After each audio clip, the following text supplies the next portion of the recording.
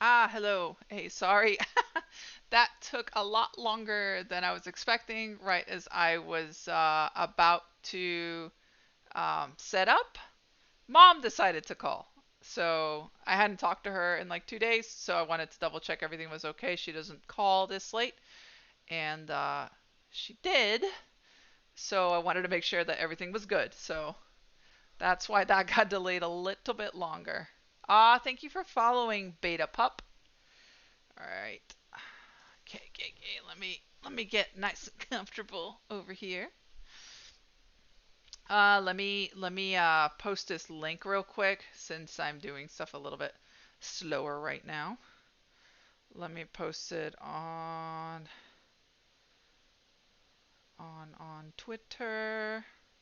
Where are you? Since I keep moving everything around.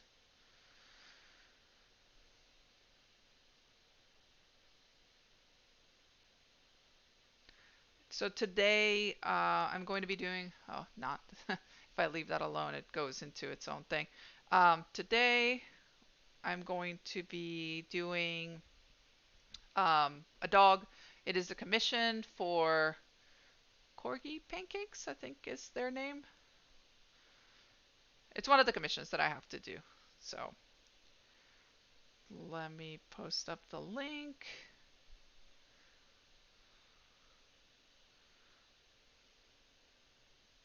Let's see, streaming. Post that up. Cool. Let's get this going.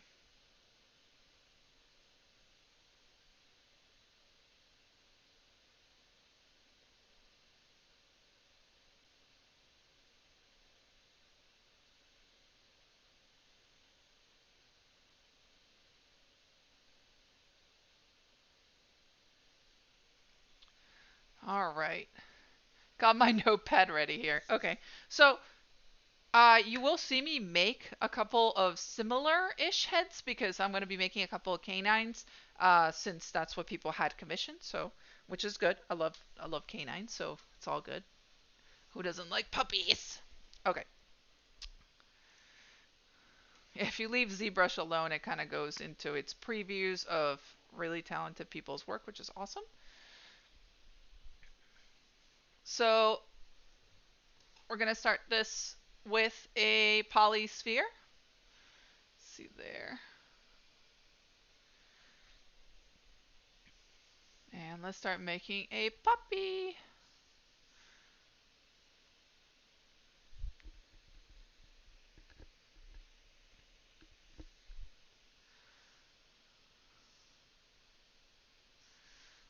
Checking some stuff here. Let's insert another sphere. So the way I do this is I'm going to be doing a lot of intersecting geometry. So if you've seen me do some of this stuff before, you'll see why. It just kind of works out a little better for me.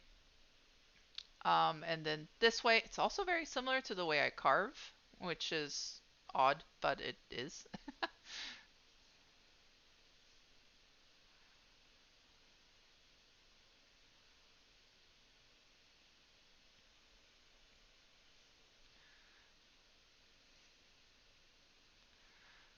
And as always, I like to go in here and we're going to reduce the count for the sphere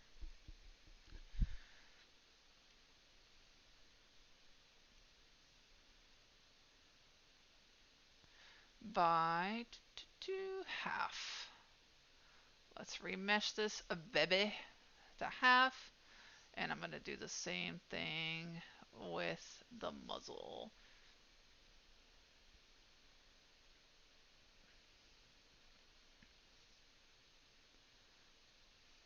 Go back to geometry. Let's do half. So this just lowers the poly count because I don't need it to be crazy high right now. And I could even do it again.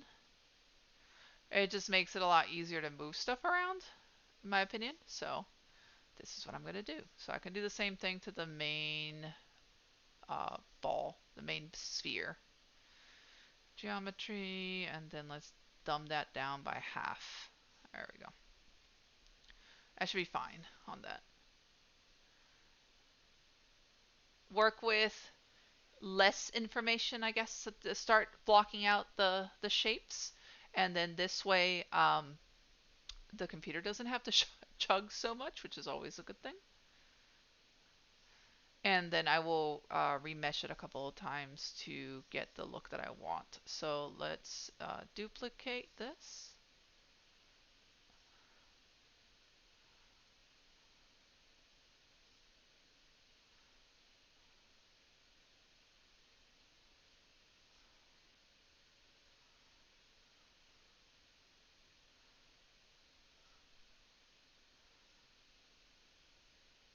I said I like to do the muzzle in upper, lower, and then the main sphere for the head.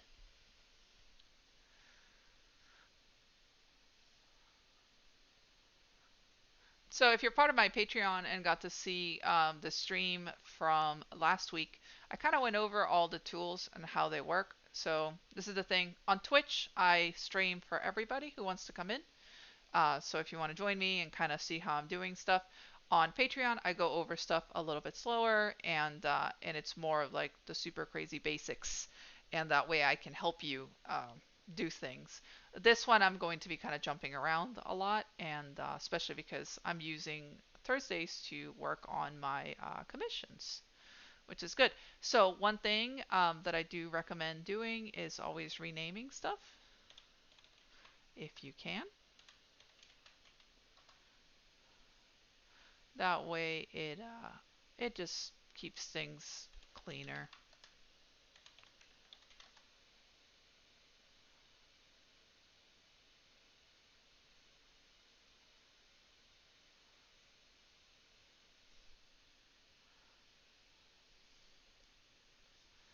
And then let's name that one head. Okay.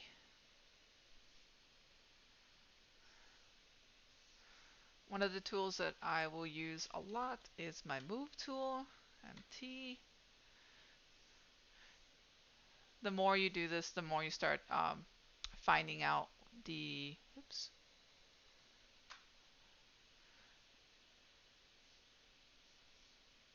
the keys that you can press on the keyboard to make things a lot easier for you.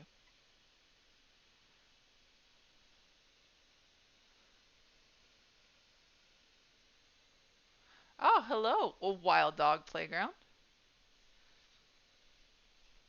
Let me kind of twist my body here a little bit.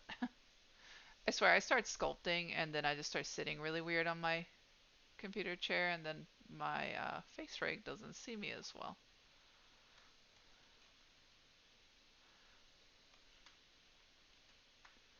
Yeah, let me double check that. There we go.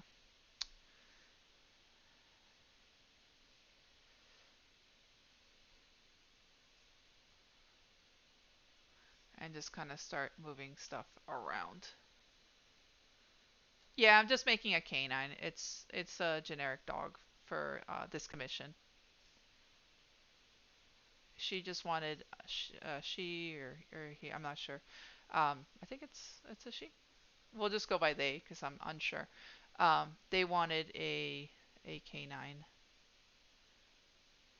a generic happy canine.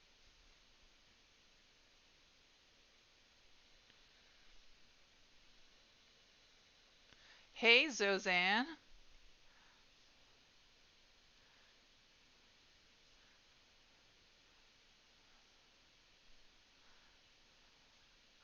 Let's see.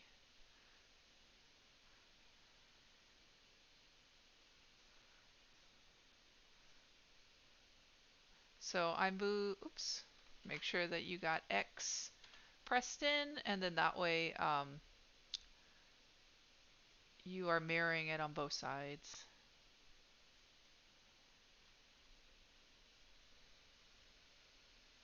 I've been good, been busy, but good. Aside from every appliance in my house wanting to break all at once, I'm good. I still need to go on Craigslist and hunt down a new washing machine for the shop. I decided to just go kaputs.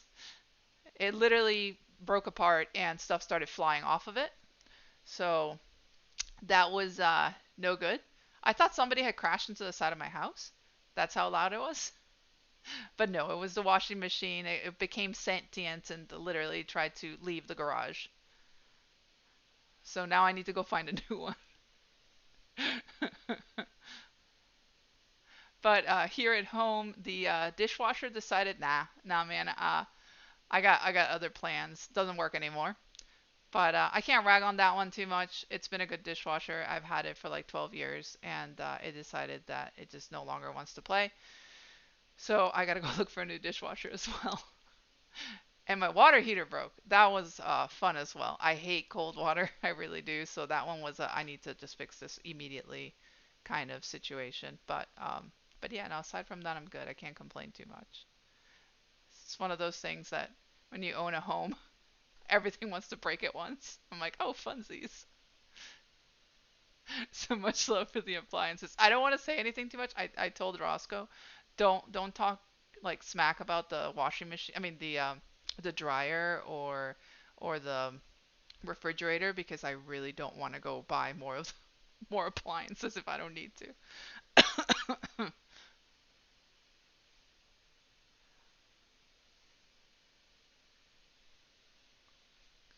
little the little cross.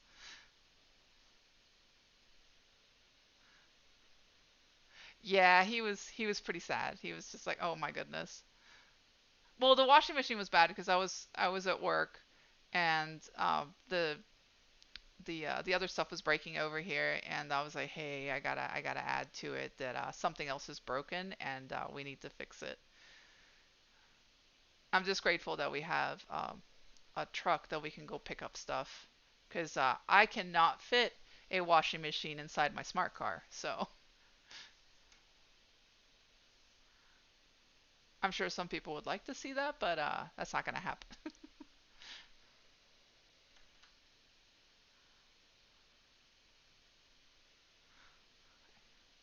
Yeah, on top.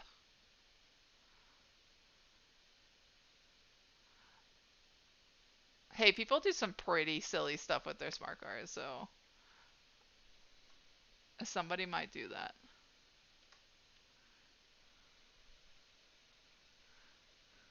It would be a show for sure. Be like, how many things can you fit in your smart car? The old smart car I had, I did fit four adults in there, not comfortably, and it was really not a good idea. But we really wanted to buy Pokemon cards, so we needed to go to Walmart to buy Pokemon cards at 3 in the morning. And the only car at the time that I had to take anybody in was my smart car, so we fit four adults in there. Not legally, but we did.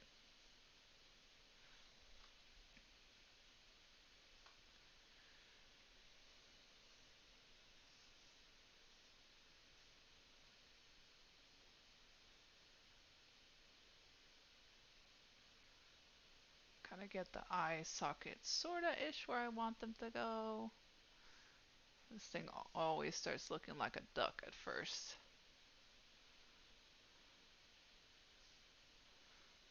Ah, thank you for following.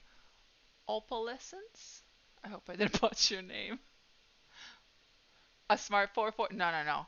A smart, um, just the two-seater. The 4-4s never came here, which is weird because I think they're really cute. And smart cars, sadly enough, I'm on my third smart car. I freaking love these cars so much. They're it's super impractical, but they're great and they're adorable, and that's probably why I like them so much because they're silly. But in America, at least, not 2019 last year was the last year that they were producing them here, which is a big bummer because I think they're great. We just don't like tiny cars, I guess, here in the States.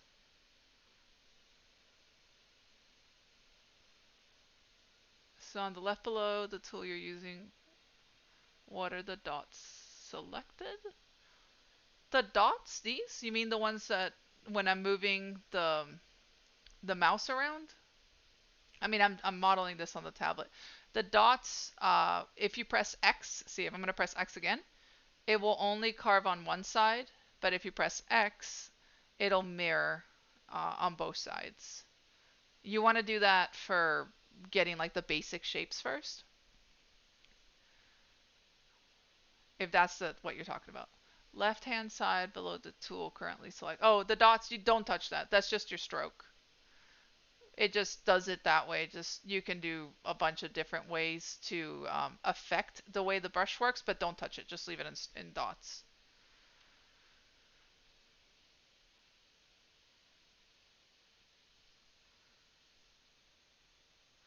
All right, let's add. Yeah, most of the stuff you're going to use in this section. If you go over the stream that I did the other day that I left on Patreon, it'll show you what's important on this side. It's literally this here, your brush tool, which if you click on it, it shows you all these brushes. And then the main brushes that I use. And then this just changes the colors of what you're working on. It's just for colors. I like to go with the red just because it's easier on my eyes, but I mean, it doesn't matter what color you use. It usually starts off in like a matte gray, this one, which works for this as well, but I just like red. But that's pretty much what you use on that side. I don't even change any of this stuff because I'm just sculpting right now. And then you use this side quite a bit, of course, because this is like your layer area. So I added a sphere there. And this is going to be my eyes. So I want to reduce the size of that and jam that eyeball in there.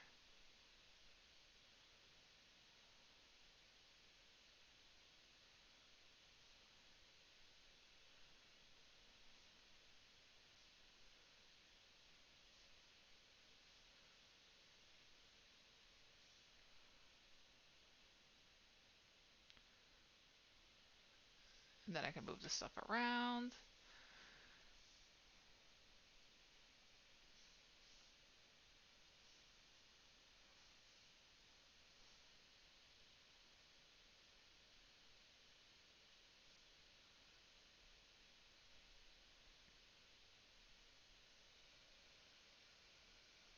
Now we're at the state of everyone starting fursuit building based on only one picture. Glue the fur and some 2D ears and done. Would you say ZBrush is more user-friendly in Blender? Oh my god, yes. So, not to rag against Blender, it's a tough learning curve on that one. Um, so if you learned 3D in Maya, 3D Max, anything like that, Blender will make a whole lot more sense. But if you are new to 3D and let's say you just wanted to dabble with it and you are more of an organic sculptor, which is what I would consider this, then definitely ZBrush is really fun. If you are unsure, because ZBrush costs money. If you're unsure if you want to do ZBrush, uh, really do it, then you can always just start with Sculptress, and that's free. And ZBrush also makes that.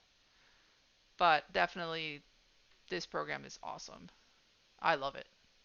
So what I'm going to do is I have that sphere and I want to mirror it so it can come over here.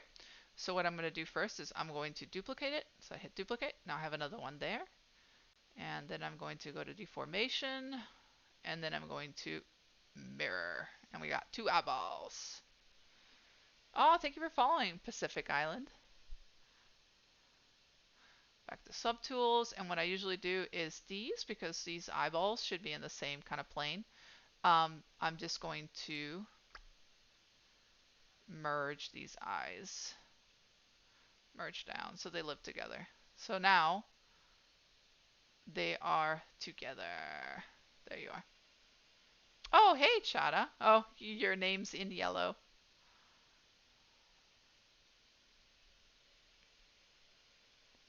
But yeah, Blender's a toughie. It's a good program. It's really good, especially because it's free. It's insane that that program is free.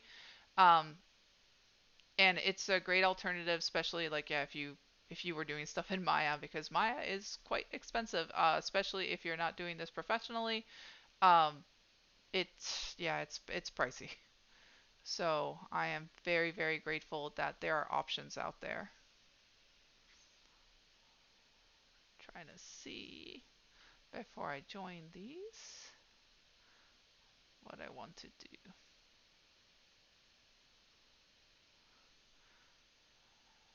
I'm going to open the mouth a little bit.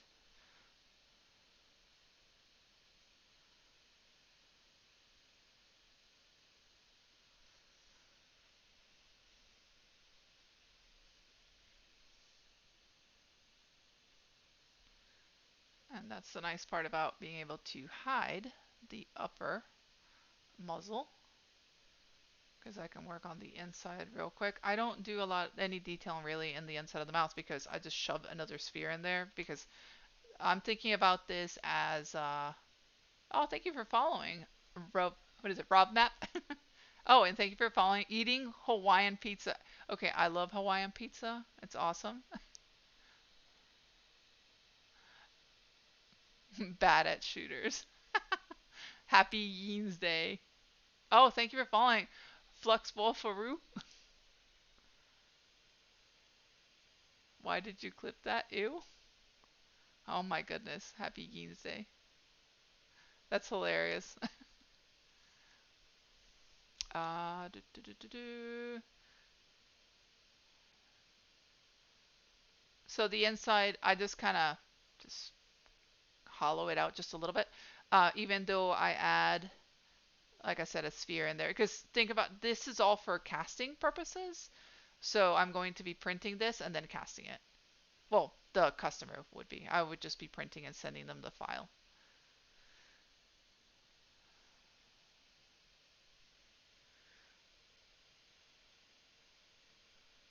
Oh, what is it? Oh, Shawnee Boy. Hello.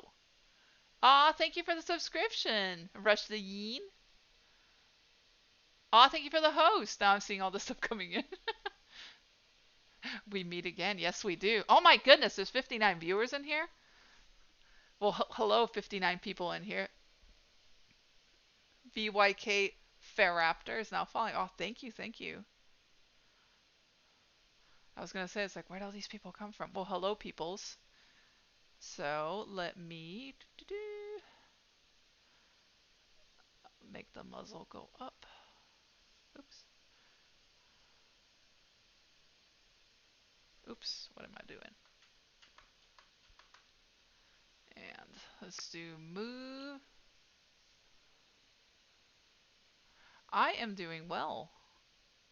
Trying to get this doggo kind of put together here. So I'm going to push the inner part of the mouth. And then I'm going to pull the sides here. So that I don't have to push this a ton because I shove another sphere in here. That will be the inner part of the mouth.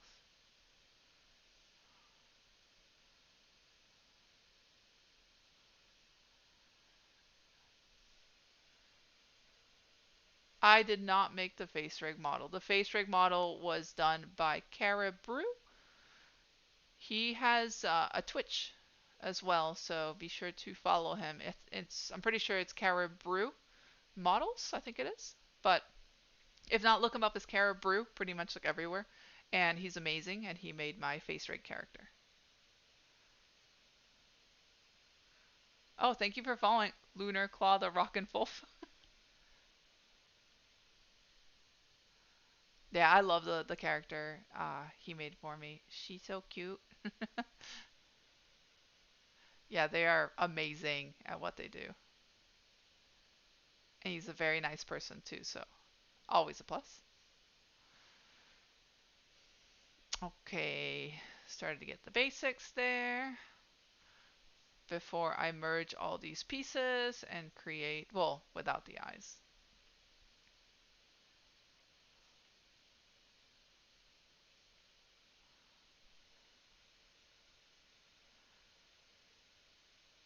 Yeah, the free one I used it for a little bit too, and it's so cute.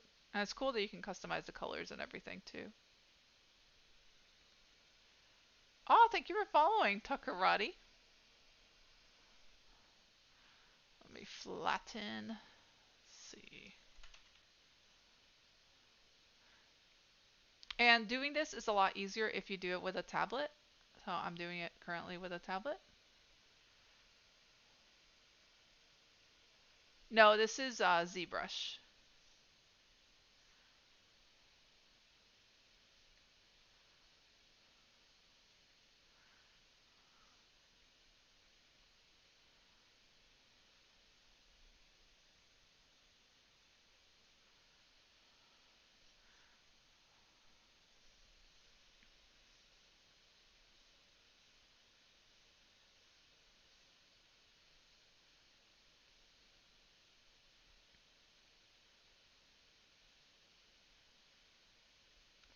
Start to move this stuff.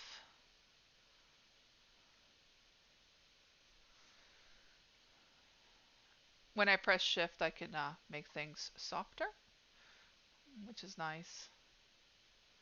And blend that in there. All right, so I'm going to join this and I'm going to create a new skin for it. So let me move this down here and we're going to merge down. Okay.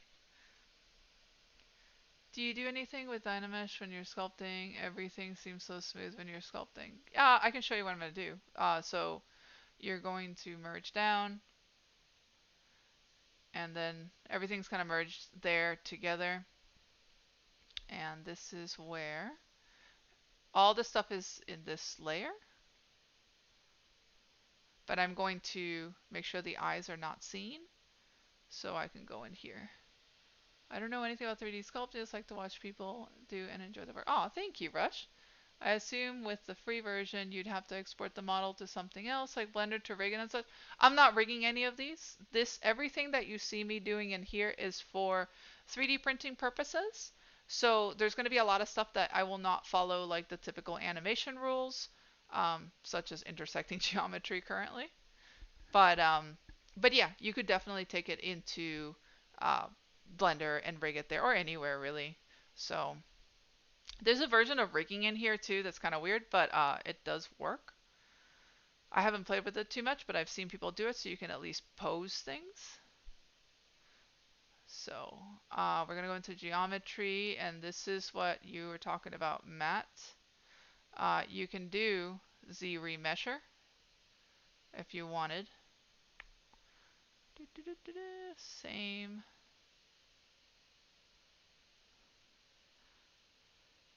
Let me see if... Actually, that will not do that. Give me one sec. So we can Dynamesh it if you want. And I just hit Dynamesh. And see how it blended all this stuff together?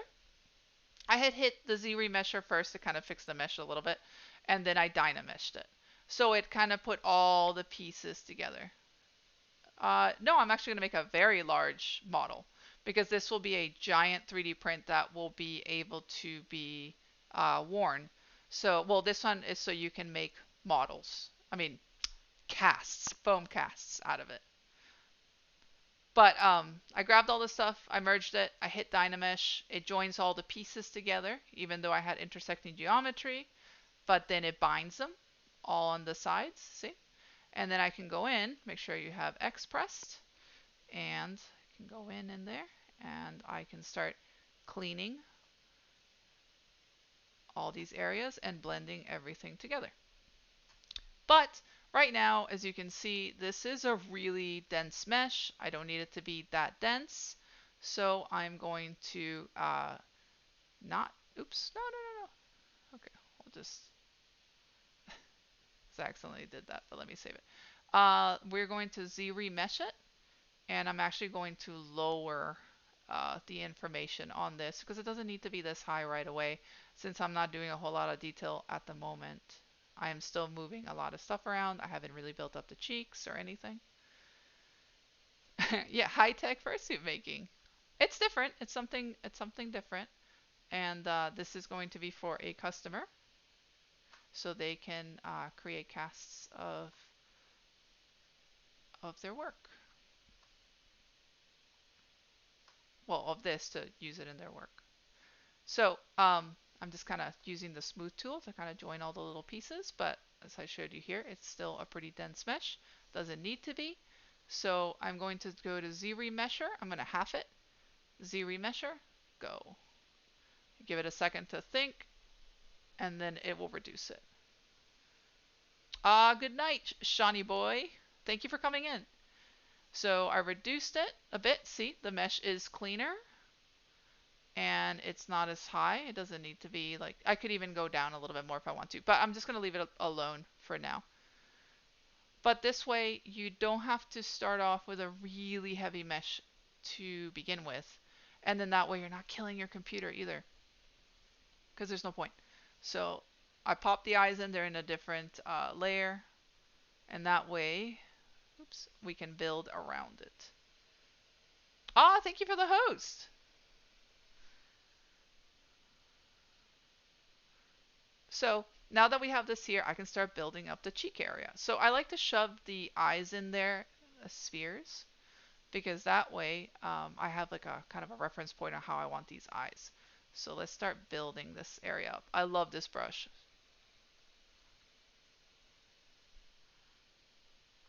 So this brush is my clay buildup.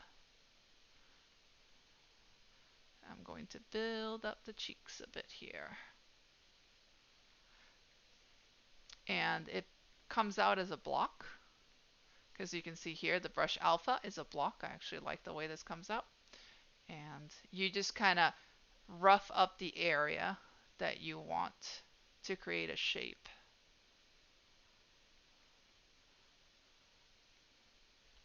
So don't worry so much about details at first. Just go in and start to kind of rough up the area. Treat it like clay. You just rough up the area before you go in and you do the details. And then you can go in and smooth by pressing shift.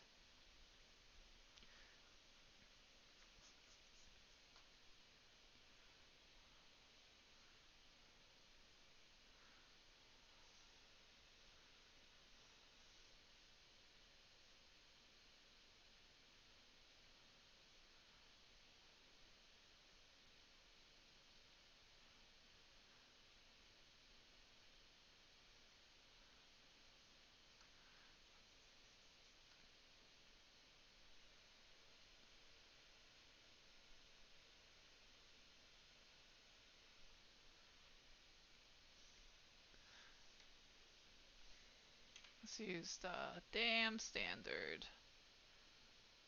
Just kind of cut in to make that smile line. Gives me an idea where I wanted. You can move stuff around.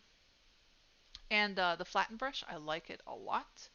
You'll see why when I start building up this area.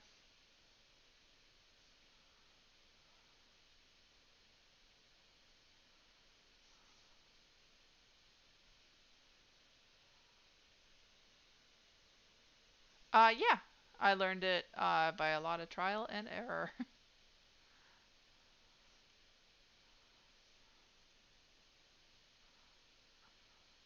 I'm still very new to the program. I've only been using it for just a couple months, like 4 months. Like really using it, because I had gotten ZBrush Core before and I barely used it because I got scared of it. And then I started dedicating nights to watching tutorials, and I'm very happy I did, because all of a sudden ZBrush wasn't the scary monster that I had made it out to be. It's a great program.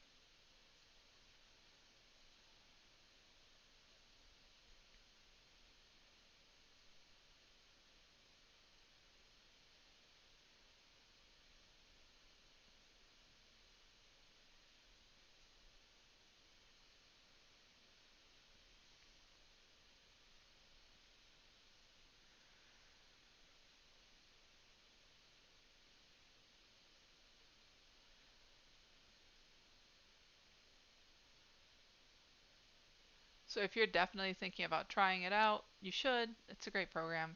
I think there is a trial period for ZBrush. I could be wrong, but I'm pretty sure there is. Definitely give it a go.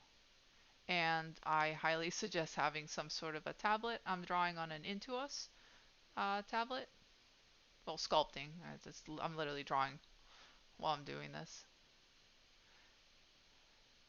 I like it better than doing it straight onto the Cintiq. That's just my preference because I'm looking up as I'm sculpting. I have my laptop underneath it, so I'm running all my stream settings, and then my desktop, I have the screen above the laptop.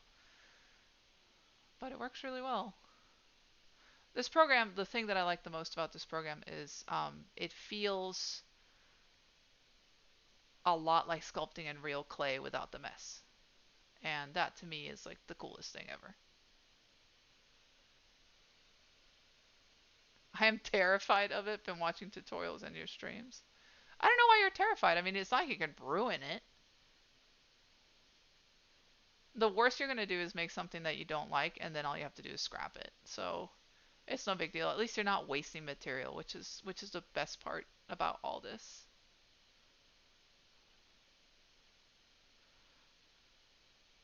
Absolutely nothing you should be scared of.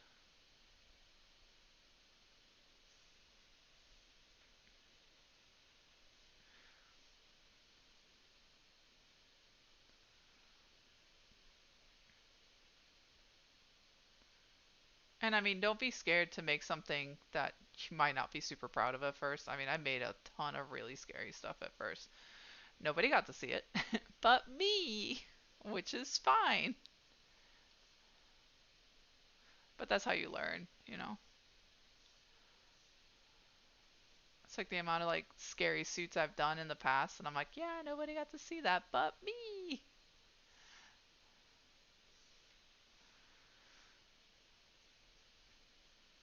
You'll see me going back and forth in between brushes that I like to use the most when I'm building up the heads, like the flatten brush. I like to use it a lot,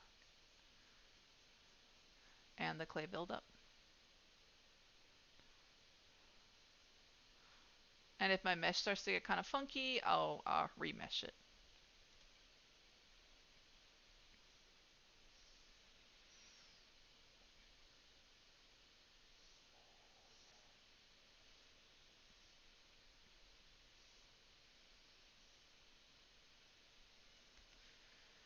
Can you make realistic fur and everything? You can, but like I said, I wouldn't use that for me because I don't have a use for it. But yeah, you can do some really amazing stuff with ZBrush. Some photorealistic, like wow kind of stuff. ZBrush is just an insanely good program.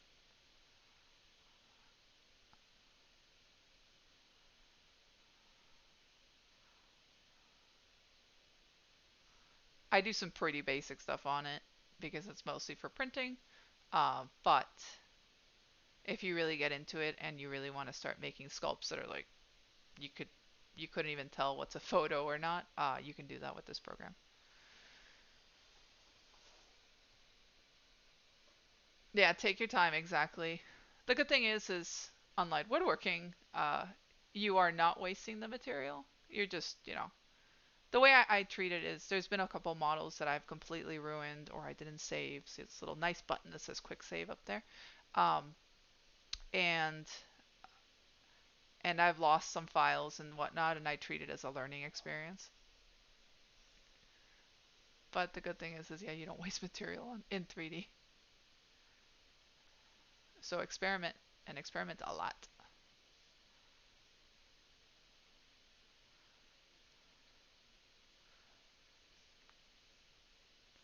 And the more I play with it, the more I learn. I mean, with anything, it's the same thing you would say like about Photoshop or anything like that. But definitely, if you want to get into using this program, try to have a computer that can handle it. If you have a gaming computer, uh, it should handle it just fine. It's kind of a memory hog, like most 3D programs.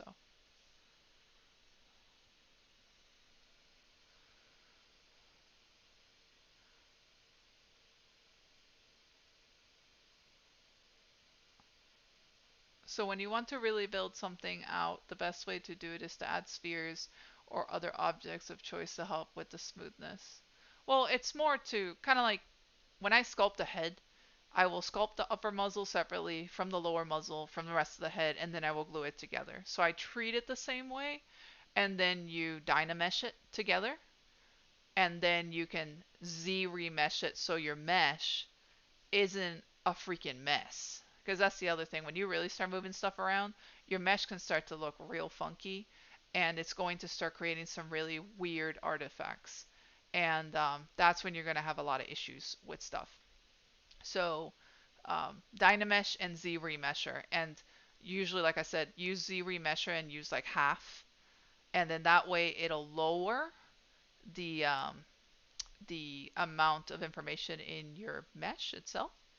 Because I'll show you right here. So your geometry here, it's always heading. Just think about you're going to change the shape of the mesh going to geometry. Geometry is your actual mesh, your actual object.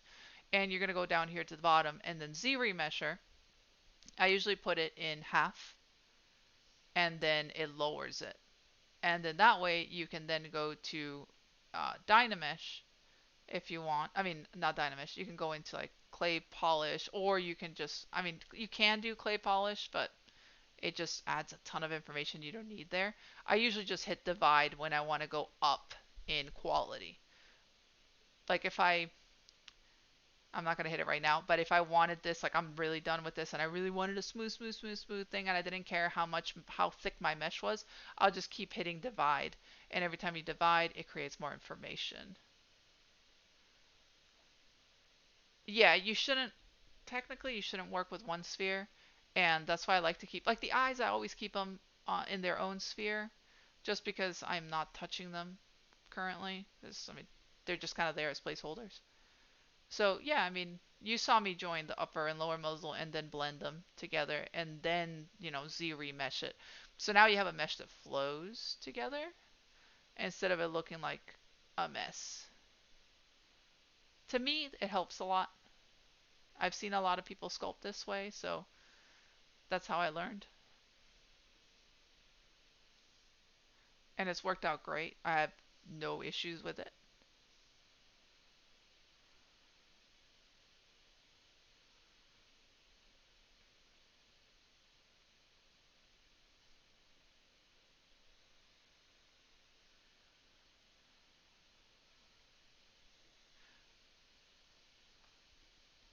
Yeah, the biggest thing for me was at first I wasn't sure where the tools were.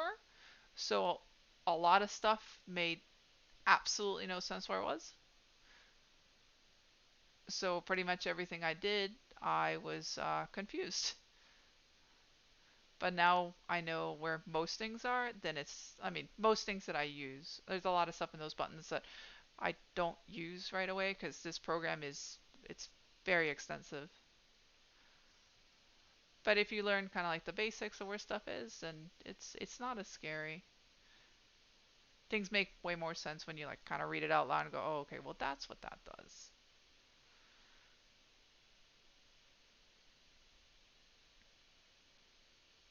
I use another sphere for a nose. And you kind of move it around. I keep the nose in a separate layer. That way I can make it larger or smaller. So like that. And this is what I'm going to show you. So see how it has one spot when you added a new sphere? Make sure you press X. And now you have two.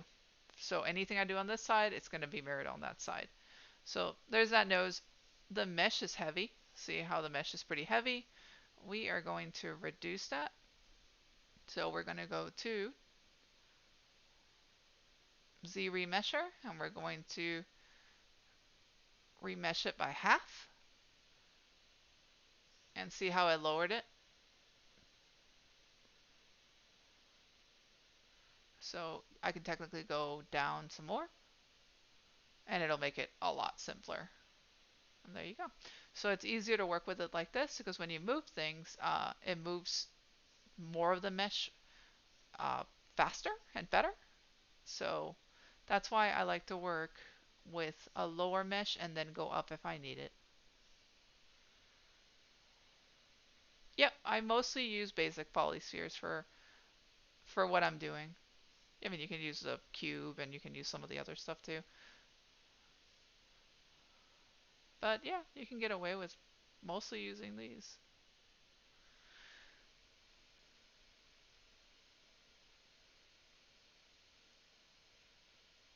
It's your fault that my download says ZBrush 2018. I'm using ZBrush 2020 because I do the subscription service, so it updates itself.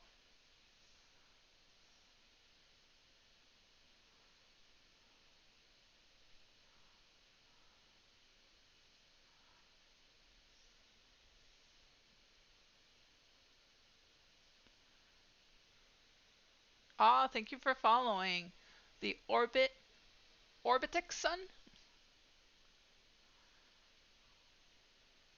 So if I keep the nose in a different layer, it's a lot easier for me to resize it, move it around, see what works better.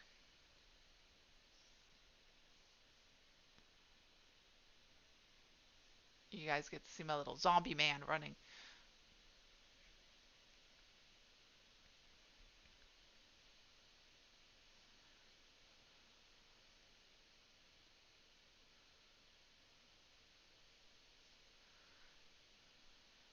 And they didn't really specify what they wanted on the nose. I like chunky noses. I think chunky noses are cool.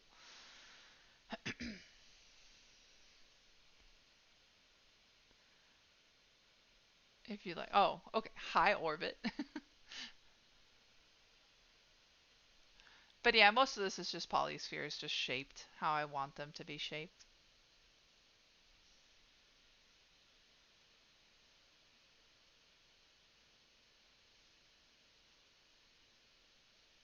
I'm telling you, Matt, just start working with it.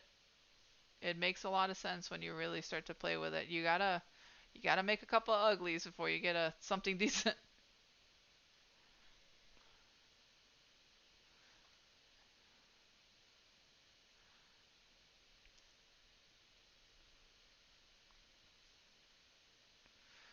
I like to leave a little ledge here since this is going to be printed.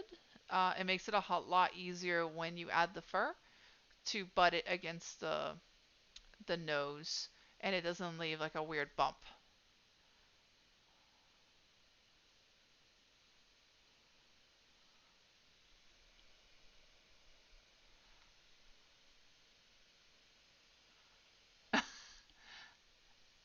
I'm telling you, it's not as bad. It's just, I mean, be patient. Trust me. I've spent some nights screaming at this program because I didn't know what I was doing. Like I've spent the last couple of nights screaming at my 3D printer. Ah, thank you for following. Oh, how do you say your name? Fithilt? Fithilt? Thank you for following. Fithilt. Because I completely botched your name.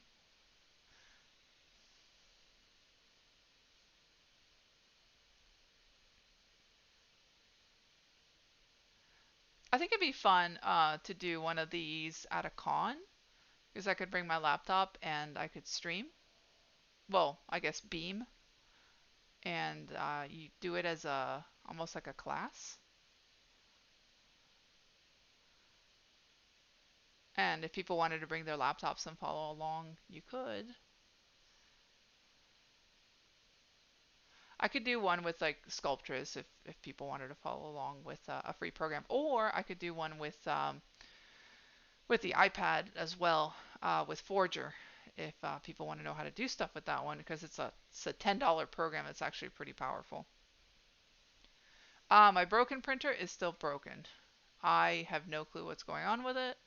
So I'm actually, I mean, I told you I asked Chris to see if he could help me because I'm pretty sure I may have fried something on the board by accident or it was just failing, one or the other, I'm not sure. Thank you for the follow, Chanel Monster Hyena. But it is not reading the temperature at all. And Everybody said that the install for the Emera update on the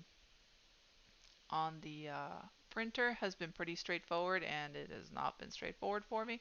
So I'm pretty sure I just burnt something. But Chris can usually find everything. He's a lot more savvy than I am when it comes to finding problems with 3D printers. That's why I asked him. But hopefully he can get it back and working. If for some reason, if like I really killed my 3D printer, well, the second one that I have, then I'll just, use it for parts to make sure that the other 3D printer that is currently working, I can just, cannibalize it and use it for parts. But I think if I burnt the board, at least the board is cheap and easy enough to replace. Yeah, you can download Sculptress. Sculptress is a really good program and it's free. The little silhouette to the top is pretty cool. Yeah, it actually is. So you can make it pretty big too. So it's neat because this way you can see if the shape that you're making, has a good shape in a silhouette. And it's one of those things like with artwork too. Um, if you can tell what it is based on the silhouette without, the color and having to tell people what animal it is, then I think you've actually done a good job. So the silhouette helps a lot. I just keep it pretty small, like right there.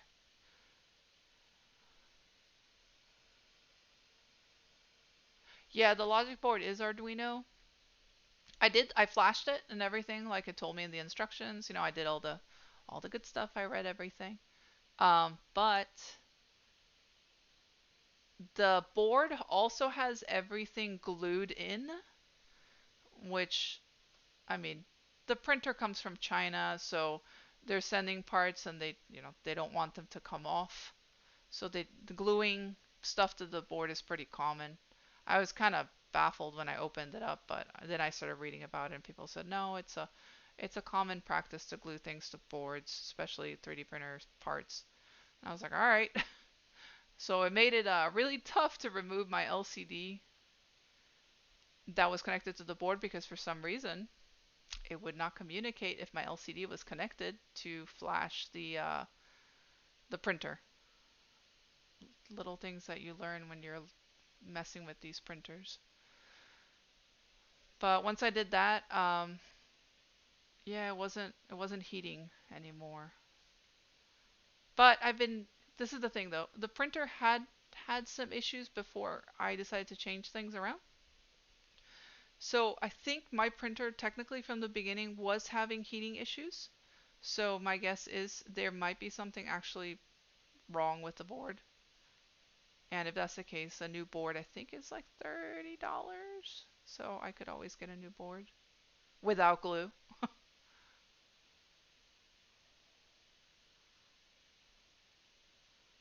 Now, if you open your printer up, you can see that they're actually like it's a pretty basic build in there. There's more space than anything.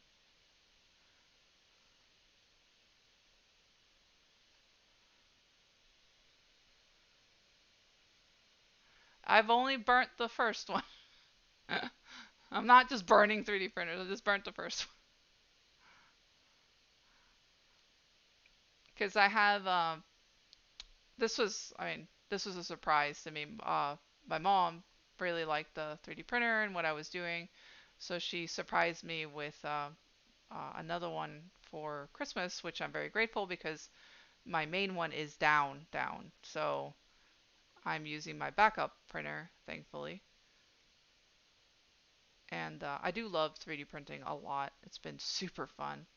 But the other day, Anycubic was having a insane sale for one of their Delta base printers, the ones that look like, to me, it just looks like a spider. A really weird looking printer, and I love it. And I decided to pick one of those up as well because it prints even bigger than what I currently have. I'm just going to become a 3D printer hoarder, which is fine. I think that's a fine hobby. Um, but I put them all to work, which is cool. And now that they're pretty good when it comes to like uh, cost, I mean, I got into 3D printing back in 2012, and I had a really basic printer that I paid personally way too much money for the lack of what it did. But also the technology was still pretty new, and if you wanted anything that was like crazy good, you had to pay a lot of money for it, a lot, a lot. And I just didn't want to do that, so of course I went with something that was a little bit budget friendly at the time, which now it's like expensive. And I had gotten a 3D Systems cube printer, a little green printer, but I could only print like a 5 by 5 cube, and it was pretty small and limiting. But I learned a lot about 3D printing that way, even though it was basic and I couldn't do a whole lot with the settings. But I learned what you could do with it, and it opened my eyes to the possibilities of things, which is cool. But now you can buy printers for like 200 bucks and put them together yourself, and they're actually decent, which is nuts. And people like MakerBot don't have the monopoly over printers anymore, which is nice.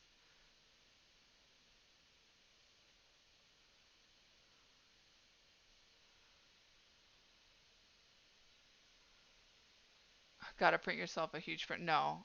The one thing I will tell you is the bigger, the more problems. There is, oops, there is a level that I will stop at, and because you start dealing with these huge printers, you, they just, there's just more problems in general. So the printer that I have is a 300 by 300 by 400. It will print a large size fursuit head, like all together pretty much, without the ears, but it's pretty big. It's a really big printer. And the Delta printer that I got, that I'm waiting for in the mail, prints like 370 or something by 4 something, so it's a bit bigger. It's just that the build base is a circular base because the way that printer works is a little different. If you look them up, they look like, like I said, it looks like a spider on like bungee cords. And it's a really neat way to print things. They're not very popular for some reason, but they're great printers. And Anycubic, like I said, was having a really crazy good sale because they were celebrating the Chinese New Year. So I decided, well, heck, I'm going to get one of those, especially since one of my printers is currently kaput. So that's the other thing too. You These printers are not foolproof. They will fail on you, uh, sometimes just by looking at them.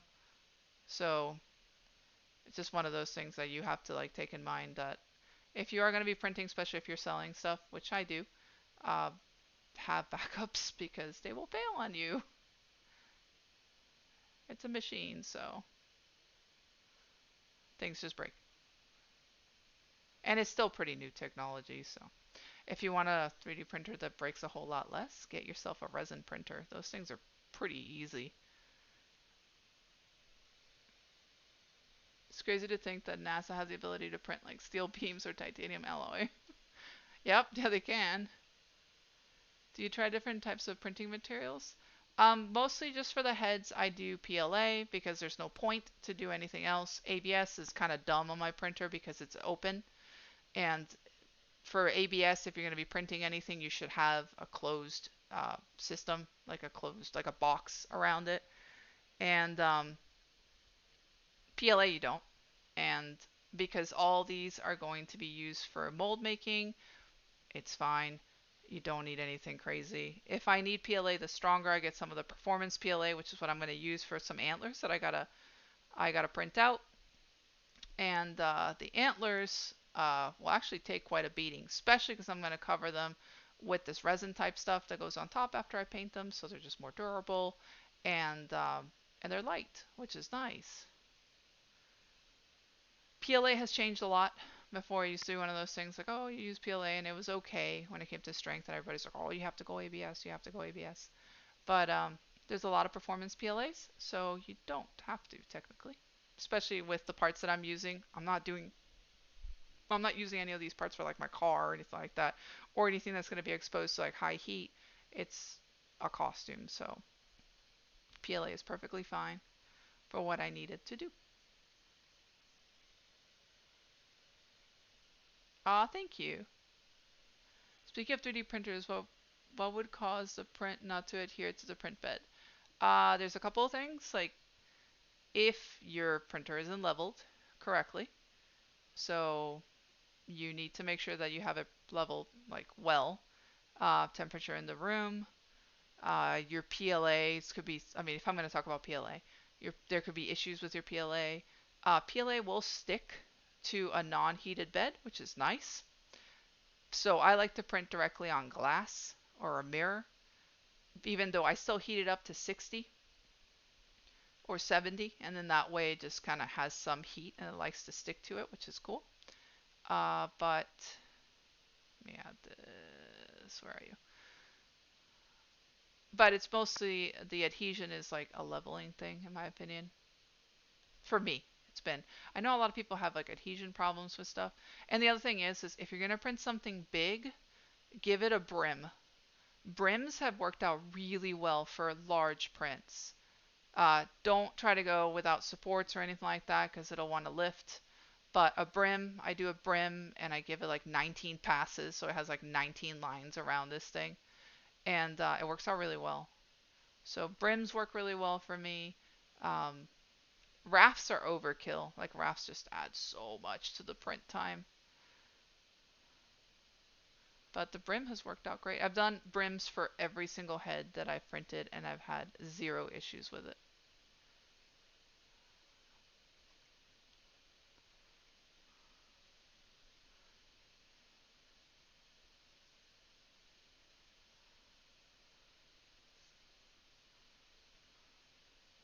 Trying to give it more of a little nose bridge there. A muzzle bridge. And if you're printing, like, of course, with something that's not PLA, make sure that your print bed is at the right heat level. Every different filament is going to require, different settings. I keep saying PLA because it's the one that I use. PLA is also the easiest stuff to get to work.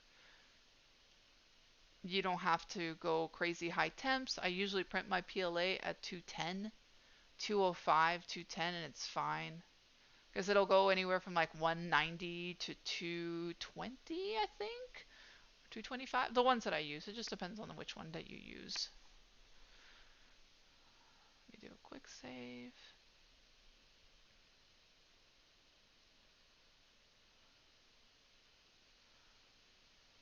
Oops. Control C.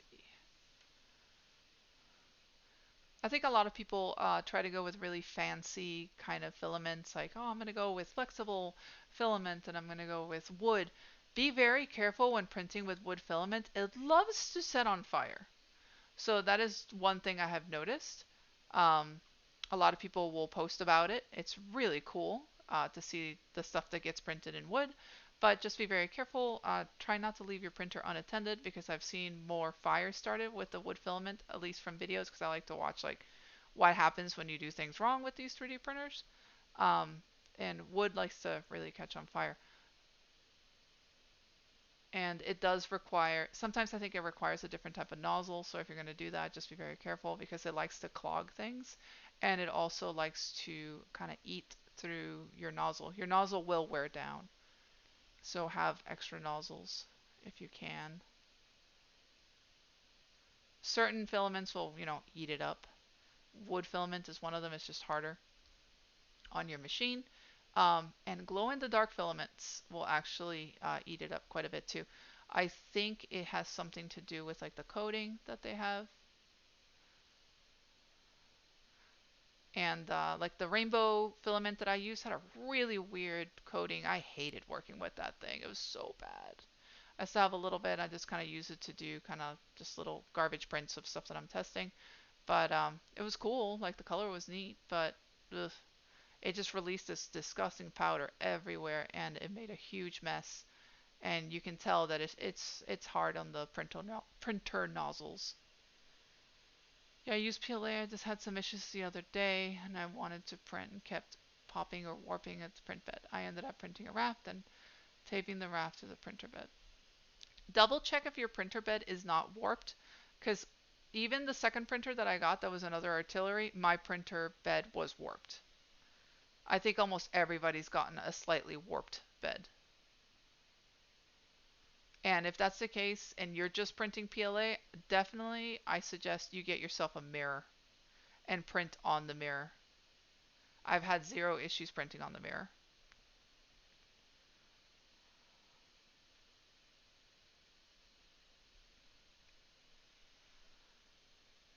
And the mirror still allows heat to go through. You can go to Michael's if you have Michael's close to you. Go to the section where they have all the mirrors, and they have a 12 by 12 by 12, and that'll fit your bed perfectly.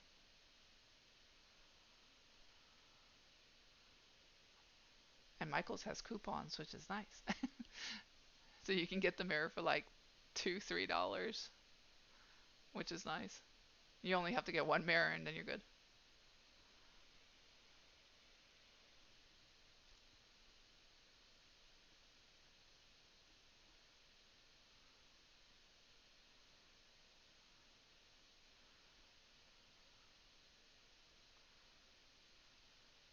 I'm just kind of cleaning it here.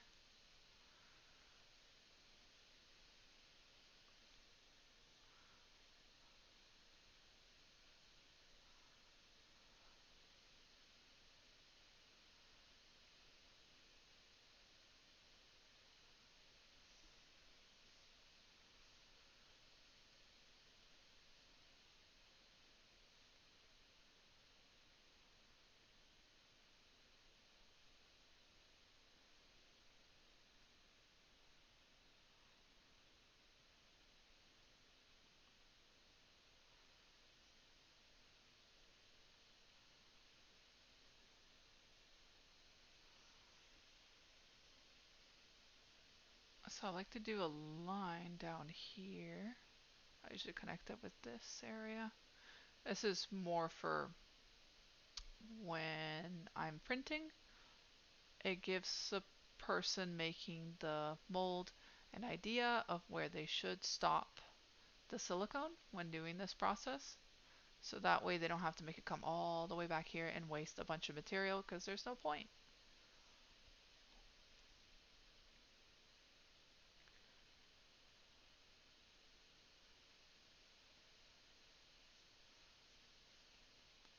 That's why some of the stuff that you'll see me do on these heads, it won't make sense if you think I'm modeling this for like a character to animate or anything like that. I'm doing it for costume purposes.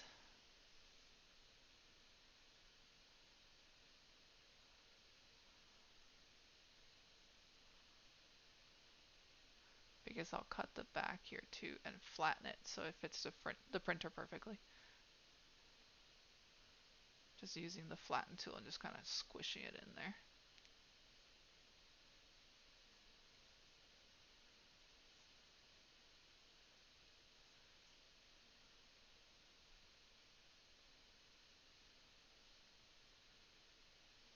So it gives them a nice ledge.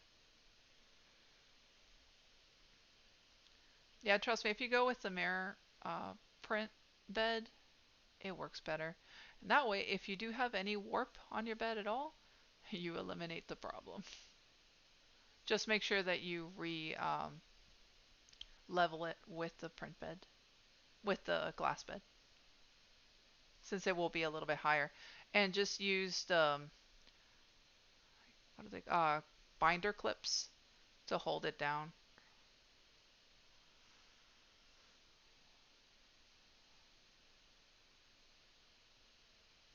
I usually just use like two binder clips and it attaches to the mirror.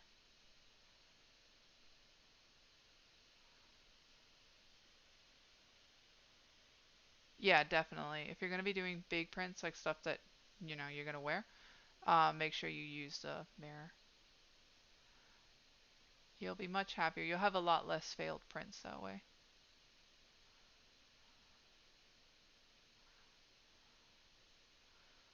I'm going to actually remesh this.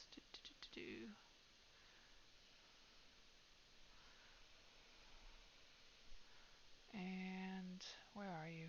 Here you are. So I'm going to do the same. I like the amount of information that's on this mesh. I just wanted to clean it up a little bit. Just hit Z remesher.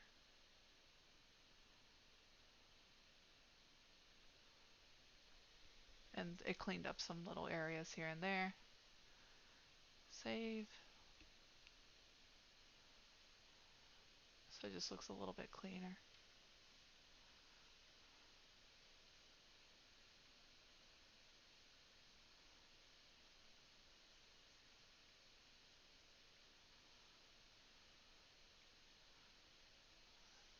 Make this come out a little bit since this is a little tucked in. So it's a lot of little tweaks that you go back and forth, back and forth.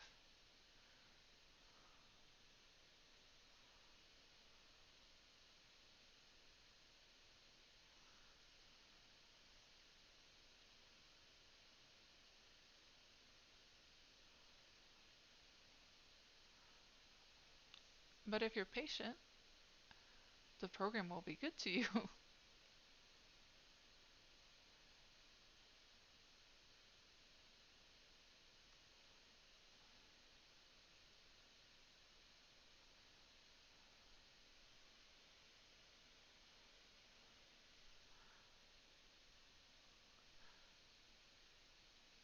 Cool. Let me divide this area out here. Actually, I'm going to shove the sphere inside the muzzle. So I put the sphere inside the muzzle because when I print these and you want to cast this stuff, it helps. So when you are pulling the cast out from expanding foam, it's got less areas that it could get caught and rip the foam. So that's why I will shove a sphere in the muzzle, and it will be printed with that in there. So we'll do insert, sphere,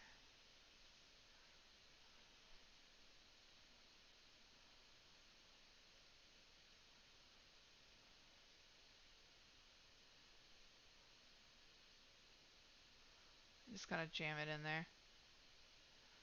Just make it smaller.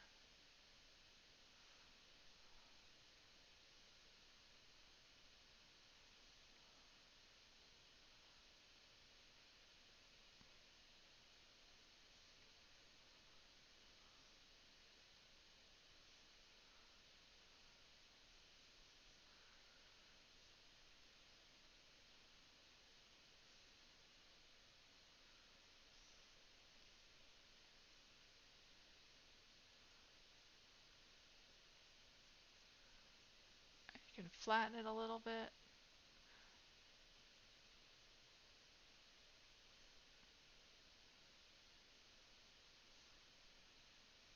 Oops.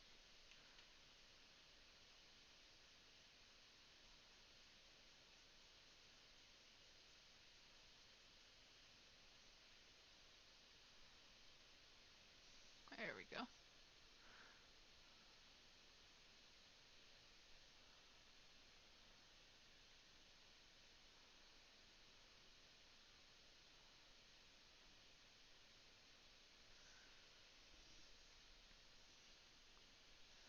Now it's just gonna come in and clean up any of the areas that I would like to clean up, and then take it into Mesh Mixer and do some of the final work on it.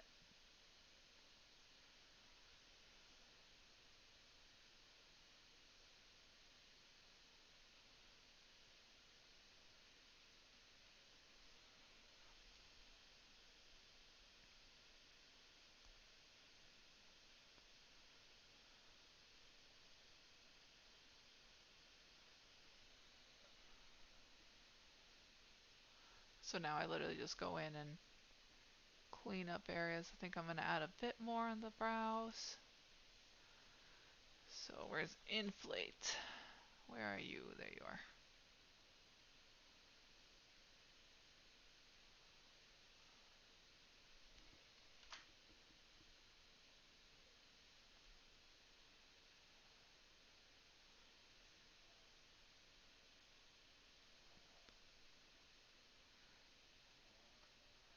Just gonna smooth this.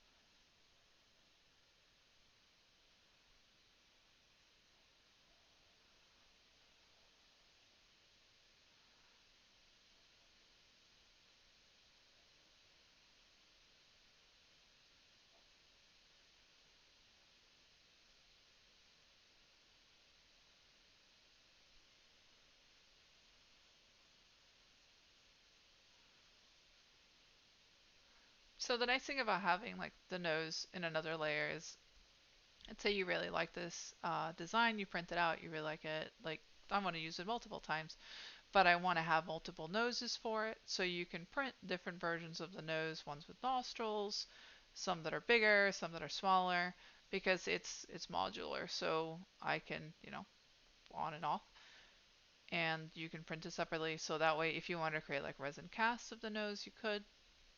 It's just a lot of possibilities when you can make things in different layers.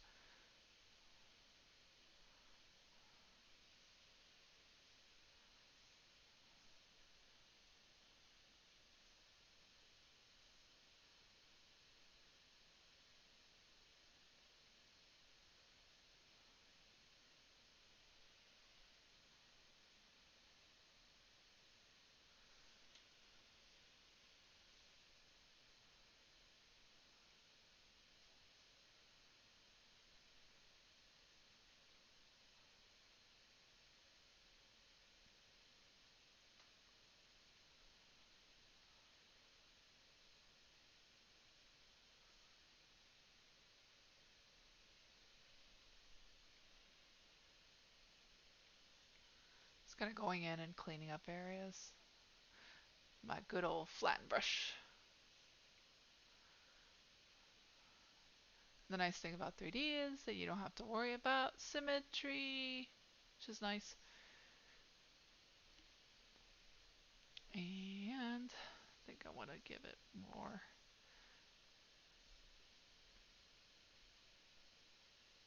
meat right there.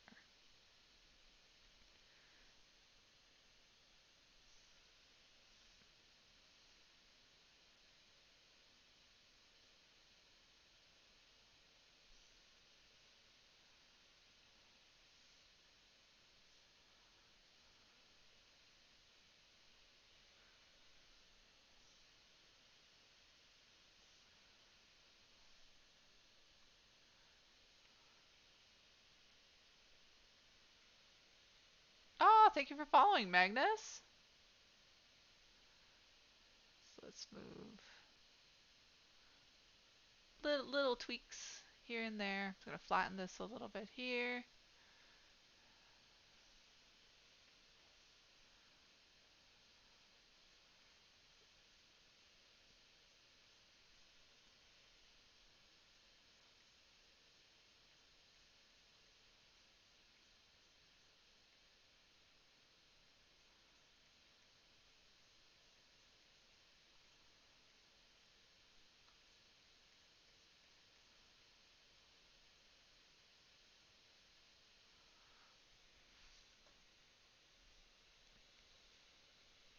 Just make sure you save often. You don't know what computers want to do half of the time. Like they're having a good time and then it's like, I'm just going to crash. So yeah, just save often. The program will save for you as well, but I mean, don't rely on the program doing your work. Just be very careful.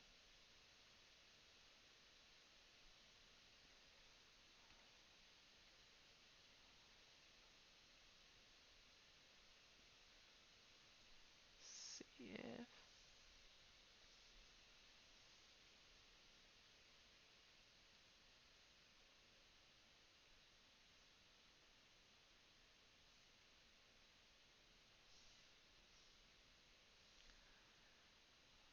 yeah, I'm pretty happy with it. I wanted to keep this area kind of low because I'm thinking, when you fur it, you don't want it to interfere with your vision. Let's move this up just a bit.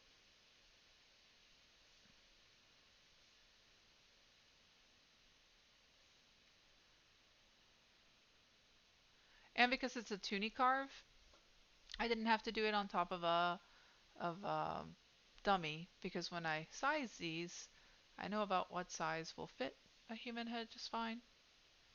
So these end up fitting a person like easy.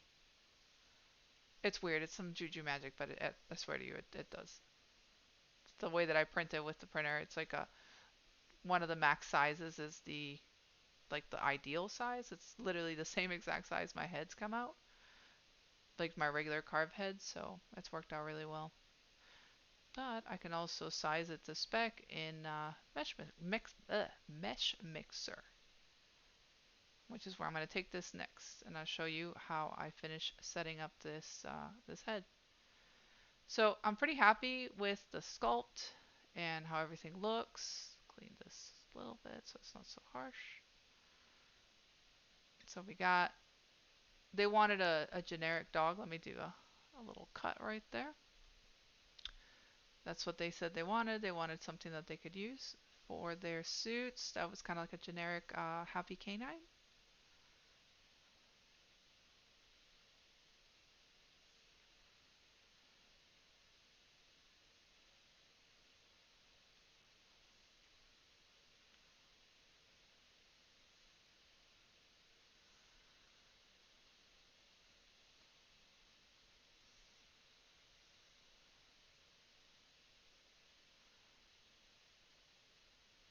And then I will send them the file and the print. Yeah, like the physical print. I'll print it for them. And then they can make a mold out of silicone and then cast in expanding foam.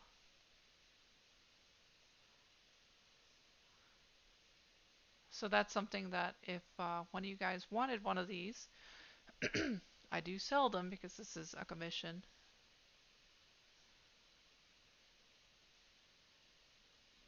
So if you don't want to mess around with clay and such, I can do it in digital clay for you.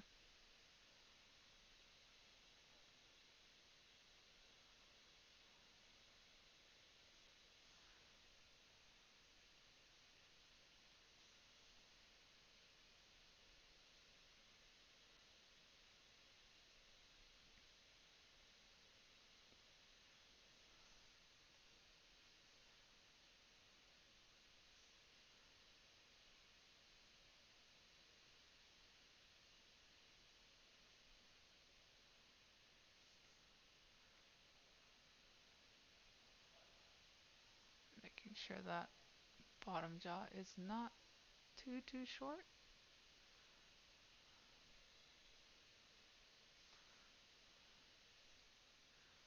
And you can make these heads with the mouth closed too if you want to.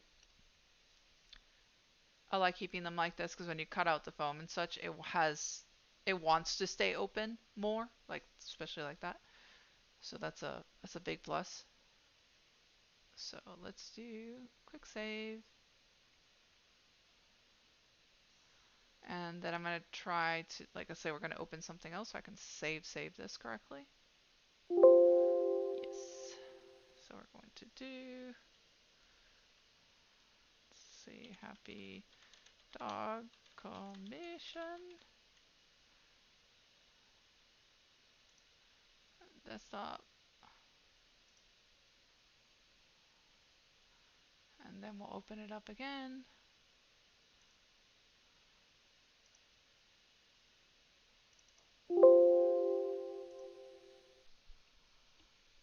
I just like to kind of double verify that everything is saved correctly and nothing's gonna just kind of fail on me. There we go. So what we're gonna do now is, let's say we're happy with the sculpt, we want to get it out of here. So we can take it into, like, I'm gonna take it into the remeshing program. My goodness, why am I having brain farts? Mesh Mixer. I had something in Mesh Mixer before because I was measuring stuff, so I will show you. So Mesh Mixer is this awesome program right there. It's free. I recommend it to anybody who wants to 3D print stuff. So when you have all this stuff, I currently have that in a layer, that in a layer, that and that. We want to join all these things together. So we are going to merge them down. Merge. And then merge again. And then merge again. And now it's all one piece, right? We can get it out of here. We can export it. And we're going to do happy dog commission.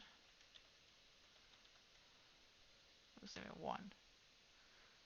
I have so much stuff. I'm going to start getting confused over here. Let me just make a folder real quick because I know this is going to be a bad idea.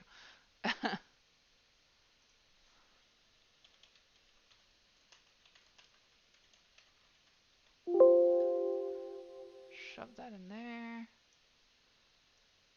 and then that in there. We'll put you right there. Okay, so we bring it into this program, and then the OBJ file, we just dump it in there, and it opens it up. So this is the thing. It sees this in different colors because it's intersecting geometry. So when I did this, I just merged things. I didn't do anything else. I didn't Z-remesh it like when I was doing the muzzle and stuff. So this would be an issue if you're trying to print something. So what I do is I come in here and into analysis, and I use inspector. I try to see if there's anything wrong with the mesh. It's a tight mesh, but it has these things as intersecting geometry, and I just don't want that. I mean, why? So what you're going to do is, where are you? We are going to make a solid. So it's made a solid, but it kind of looks like a mess. It didn't preserve the edges or anything, and we don't want that. That looks bad. So we're going to change the make a solid to sharp edge preserve, and then we're going to just kind of bump it up and bump it up. It doesn't matter, just bump it up if you want to keep that nice, clean, smooth look. And then we're going to update it. It'll take a second. If you have a super crazy dense mesh, this is going to take a while and it can crash. So that's a big reason why I work with meshes that are not as dense.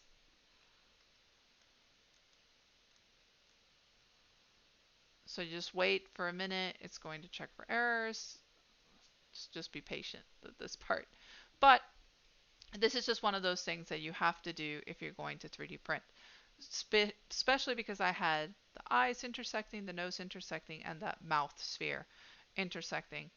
By making it a solid, like I just did, all this stuff is now one piece. So all this will print without an issue because it's all one piece, and the printer's not thinking about, okay, I'm going to print this part of the sphere and then inside the sphere and then supports and everything. You're going to take forever doing that, and it's dumb and it's a waste of time and material. So you get to this point. This is not going to lay flat on my printer like this, and I'm not going to have this whole back area because it's pointless. It's dumb. So I'm going to slice this thing right around here, right at the cheek area. So we're going to accept this. And then it's going to make these two things. It's going to do the happy dog OBJ and the solid. This one that you have intersecting geometry, just delete it. And now you have a solid. If you want to make sure that this thing is watertight and ready to print, again, go into Analysis, Inspector. If there is anything wrong, it will pop up with little red dots and a line and show you what is wrong with it, and you can tell it to repair it. And you can do an auto repair, or you can go in there and click every little area, and then you can tell it how you want to repair it. This is why this program is amazing, especially for 3D printing. So you're in here and you're like, all right, I need to slice off this bottom part because I want it to lay flat on my printer. So you're going to go in here and edit, and then you are going to do plain cut, and I'm going to slice this.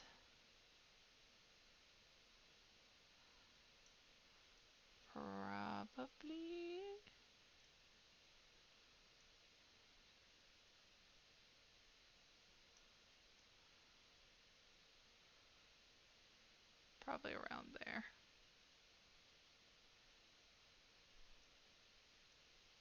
Doesn't matter if it, you know, eats one little part of the cheek. So you can get most of it in there. And then you just do cut, discard half, you go accept, and that's it. And it flattened it. So this would print face down like this, with the nose up like that, and this is how it would, would print. And it would have a flat surface on the bottom. And that's pretty much it on doing this for printing. So let's, for out of curiosity's sake, let's see how long it'll take to print. But let's do an export And we'll do happy 2 because I need to verify with the commissioner that they like it. And then we'll take it into Cura, and I will show you what happens next. You don't mess with the walls at all in there because I'm not going to print it. See, I was doing one in there. You are not going to print it to wear it. You're going to print it to make a mold out of it. So I'm not messing with the walls at the moment.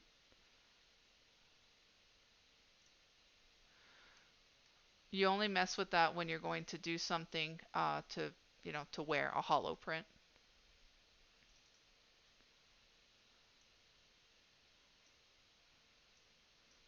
Happy to dump that in there.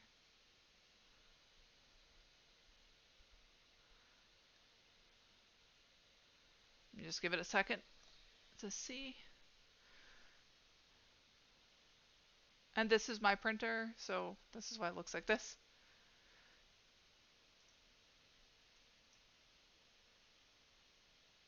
And then you go into prepare. So this is where this would be. Usually if I want to print it pretty big, I'll grab this and I'll resize it and resize it and resize it. And then I double check the size here. I have a conversion on my computer, and then I figure out how big I want things, how wide and whatnot, and go from there. It'll measure, of course, not from the bottom. It'll measure from cheek to cheek because that's the size of the model, and then from the tip of the nose to the bottom height-wise. So let's do like a pretty big one. Let's see how long it will take so you can understand how long these things take sometimes. But go in here, change a couple of settings. I usually print at 0.2. And then my infill density, I do not do 15. That takes forever. I do 3%. I do lines because lines take less material and it takes less time. 205 is fine for PLA. 70 degrees for my bed is fine. Print speed, I usually don't do 100% because it creates like weird stuff with the mesh, so I just leave it at 70%. And then, where are you? Change, generate supports. Touching the build plate if it needs any. I change that to lines. Zigzag takes too much material. At 0.2 level, it's fine. And then adhesion plate, you do a brim. This is where you know it's not going to fit in the print. I mean, in the print bed. So this is when you have to mess with stuff a bit.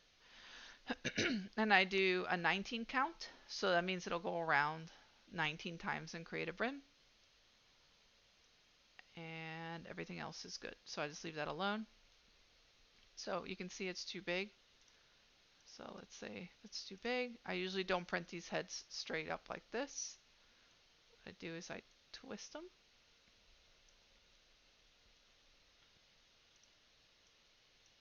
And then if it's yellow, that means it prints in the print bed. Print bed is actually a pretty good size. Let me double check.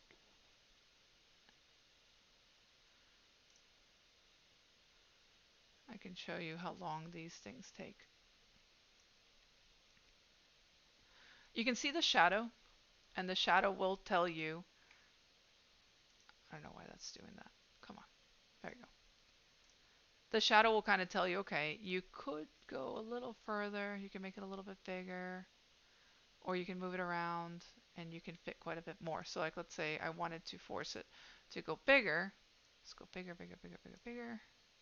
And then you're kind of checking your values and seeing, okay, I want this to be about this size.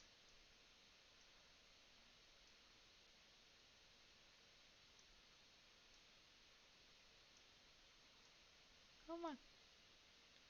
Let's do 280, not 277. So like, let's say we wanted to do that size. It still fits because it's actually right at the edge, right there. It hasn't turned that weird gray, and it's flat against the bed, which will print really well. This is my brim area. And this is the size of my printer. That's the size of the head itself. So it's pretty big. With all the settings that I do, you can check. Let's go ahead and slice it, and you can see how long this is going to take to do.